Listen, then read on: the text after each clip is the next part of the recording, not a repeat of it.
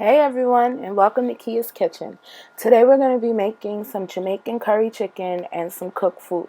We all know what curry chicken is, but cooked food is just some white yam, some dumpling, green banana, and potato. So let's get started. So right now I'm just preparing my green seasoning. Green seasoning is just the Caribbean version of sofrito. It's a base seasoning that we use a lot with stews and with the curry as we're going to do today. So I'm just shoving everything in there, trying to get it all grounded up. As you can see, I had a little bit of trouble of getting it to grind, so I just added a little bit of olive oil, and it worked just fine. I didn't want to add water because I didn't want to water down my green seasoning. And so now we're just dumping it on the bowl, making room for more so we could get started, and we're going to head over to start prepping our veggies for our curry. So right here I have some red pepper, some green pepper, some scallion, garlic, and onion, and also some pimento that I didn't point to. So I'm just going to show you guys how I like to clean my peppers. I wash my vegetables and everything before use. Wash them really well to get all the dirt and everything off. Guys, make sure you're out here washing your vegetables in these streets, okay? Because we don't want to get anybody sick. No cross-contamination, nothing like that. So let's make sure we wash our vegetables, wash your meat. Yes, wash your meat. Trust me, it will make for a better product in the end. Trust me. So, like I said, just cleaning my peppers right here.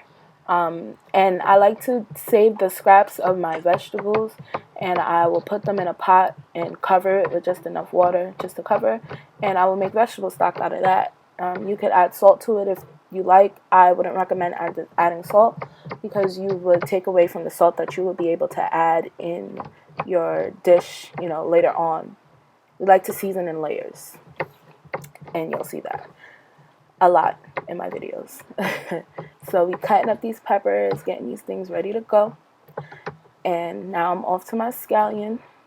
And before we get to these onions, I just want to tell y'all I'm about to run away from this camera because onions make me cry each and every time. It never fails. Ever fails. No matter how many tricks, how many tips people tell me to not cry from onions, they don't work. Not for me. They don't work. So here we are, just cutting up our onions, getting everything ready to go for our curry.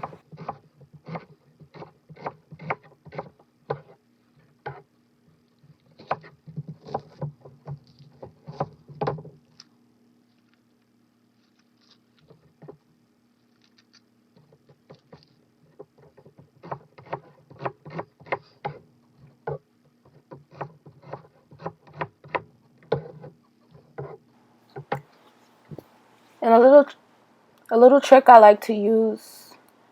Oh, you see me here, I'm running away from these onions. But a little trick that I like to do with the garlic, trick or not, you may know it or not, but take the back of your knife in your hand, as you see I'm doing, and crush the garlic clove before you want to mince it. And you can mince it to your liking. For this recipe, I'm not going to mince it as much because I like the taste of garlic. I love garlic, and garlic is a key component when making curry.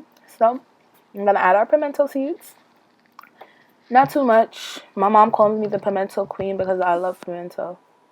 I really do. I will put a lot of it. But here we are about to season our chicken. Now with some salt that I went in with, some black pepper, some garlic powder. Here's some onion powder and some ground ginger. Yep, some ground ginger. Oh, and some Blue Mountain meat seasoning. I will definitely be leaving all the ingredients that you need and everything right in the description box. So don't worry if you weren't able to catch everything. So now we're just mixing everything, getting everything incorporated, making sure all the seasonings are well put together. And I have here heated up my pan on high. I add about 1/4 of a cup of olive oil. You will see in the video that later on in the video I'm going to add a little more because it wasn't enough. So about 1/4 to a little bit over 1/4. I don't do exact measurements. I've been cooking for so long that I'm able to eye my ingredients, so I'll leave the measurements down below. But now I'm going in with about a fourth to a half a cup of curry, and I will be adding 2.5 tablespoons of the green seasoning that you saw me make earlier. Yep, isn't she so pretty? She's so pretty. I love that green seasoning. Okay, but okay. Here we are, adding the green seasoning, mixing it up. You want to burn your curry or cook your curry until it's just about fragrant. We call it burning in the Caribbean. We burn the curry for about 2 to 3 minutes, no more than that. You just want to cook it enough until you can smell the aromatics. You're going to smell the turmeric. You're going to smell the coriander. You're going to smell all those things. And once you smell that, that's when it's time to add that chicken. So we're just going to let this cook out, like I said, for about 2 to 3 minutes. I'm going to give it one last little stir. And I'm going to add my chicken in. Just go ahead. Don't be afraid. Add it right in. Oh, I did forget to tell you guys that I am working with a bigger amount of chicken. This is about 7.5 pounds of chicken. So that is why my measurements are the way they are. But I will leave a recipe for a smaller amount so that you guys can, be able to gauge and judge how much you want to cook and tweak the recipe from there. So now that we added the chicken in, we are going to stir the chicken. And I keep burning my hand because I act like I don't know what a pot handle is. But we are stirring our chicken to make sure that all of our chicken pieces are coated with the oil and the curry. And I did go ahead and off camera before the video, I prepped my chicken. I washed it with some vinegar and lime juice, and I cut my chicken legs in half. So that's what I did there to prepare that. So like I said, just stirring everything, making sure everything is good. And now we are at phase 1. We let the chicken cook for about 10 minutes to let it absorb the oil and the spices and everything that is down in the pot. So we're going to let that absorb. We're going to go ahead and get 2 cups of hot water. And you're going to pour the hot water into the pan. But I'm going to show you how you're going to do it, because you cannot just go ahead and pour your water in the pot with the curry, because if you just pour the water over the meat, you are going to discolor your curry, meaning that you're going to take the color away from it, and you're going to have pale curry chicken, and I don't know what that is. So I just washed down my bowl with 2 cups of hot water, and I washed down the bowl that I seasoned the chicken in so that I can still add flavor to the chicken with the remaining seasonings that were in the bowl. So I'm going to add 2 cups of water. I made a little hole in the middle so that I won't discolor my chicken like we just spoke on. Just going to make sure everything is mixed in there. And I found my towel, not a pot handle, but I found my towel so I can stop burning my hand. So yes, like I said, we're just going to make sure everything is mixed in, make sure all the water is mixed in. And we're just going to push everything down so we can get cooking, get this magic started. And we are going to let this cook for about 10 minutes, no more than that, just to get the party started. So we just covered our pan, and we're going to move on to the next phase. So the next phase is phase 2, obviously. But now you can see how the water that we added down to our pan has reduced down. You can see a little bit of the oil that has come up, and I am just going to skim that off the top, or depouillage, as we say in the culinary world. But we ain't in the culinary world. We at home. I'm not at work. We at home, and we making it work. So we're gonna skim the thing and keep it going. Okay. All right. So I'm skimming the fat, the oil off of the top. You want to skim the oil off of the top because you don't want to, when you taste the oil, when you taste the gravy, like over your rice or wherever, you just don't want a mouthful of oil. So that is the reason why we skim the oil off of the top. So here I am, just stirring and stirring. making sure that, everything is being incorporated and it's cooking evenly, that the pieces from the top are getting to the bottom and the bottom pieces are getting to the top. And this is what phase 2 is looking like. That looks good already. But it's not done. We got more to come. Just wait.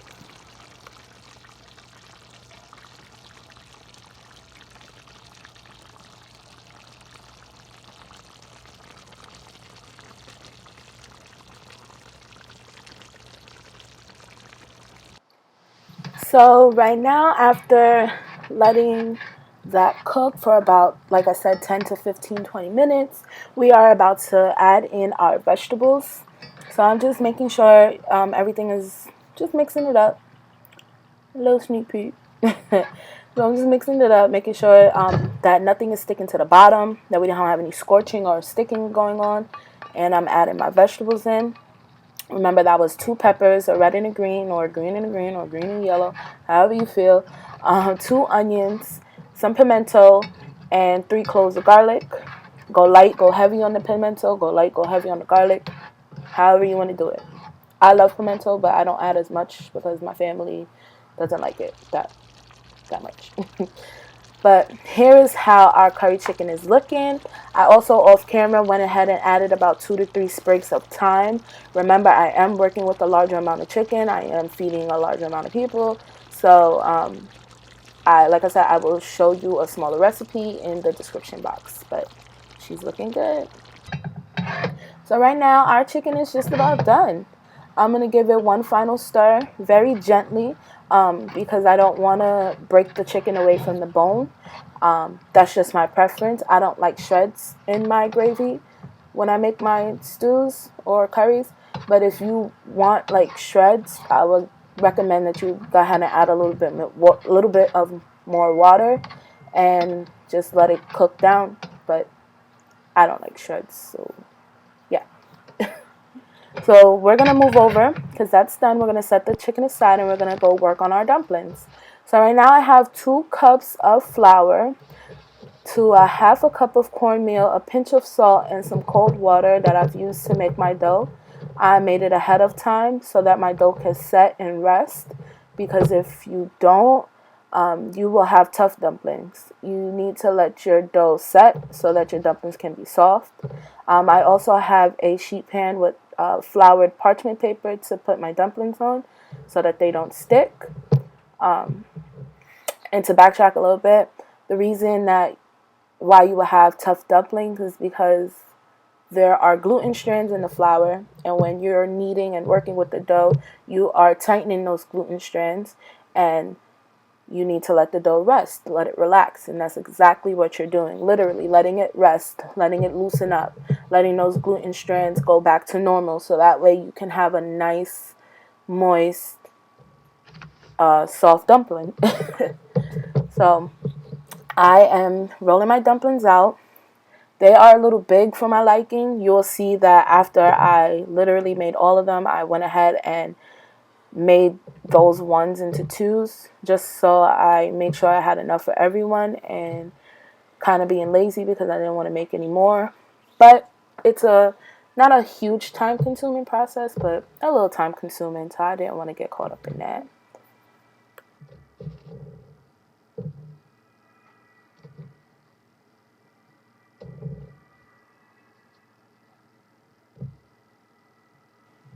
So like I said, I'm just rolling out these dumplings, making them a little smaller. And after we prep our dumplings, we are going to go ahead and get our green bananas. Bananas. We're going to get our green bananas ready. I'll show you what to do to get those ready. It's simple and easy. It doesn't take much work, but here we are.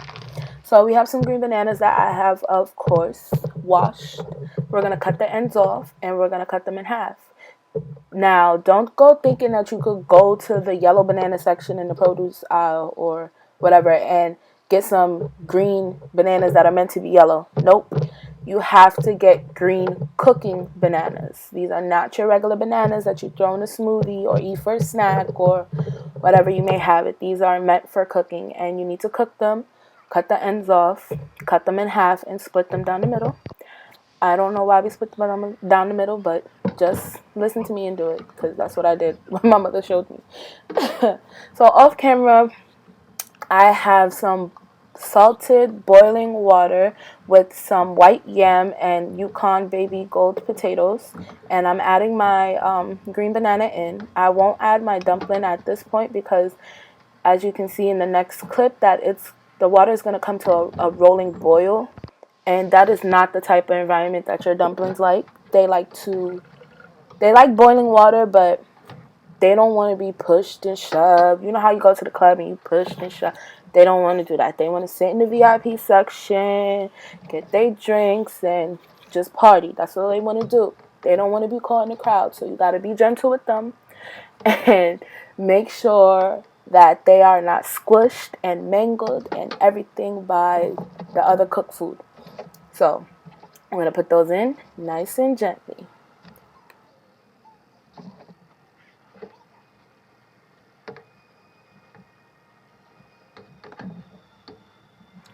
And just make sure that, the dumplings are fully submerged in the water, because that's how they cook. You can't have part of your dumpling out and part of your dumpling in, like how you see some of the green banana, because then you're going to have half raw, half cooked, and that's nasty. So make sure your dumplings are fully submerged in the water so they can do their thing in the VIP section. Okay, so now we are moving on to plating. So we have our yam, our dumpling, our banana, our potato, and we have our curry chicken going down. It looks good already. I'm ready to eat. We got some broccoli made by Bay himself. Thank you for that. And here we go. There it is. Curry chicken. I gotta get a spoon for some gravy. And speaking of Bay, there he goes. Right on time for his plate. So, there you have it, guys. Curry chicken. I hope you enjoy. Look at that. Doesn't that look good?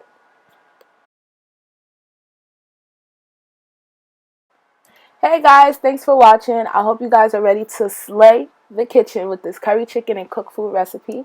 If you guys have any questions or comments, leave them down below in the comment section and I will get back to them.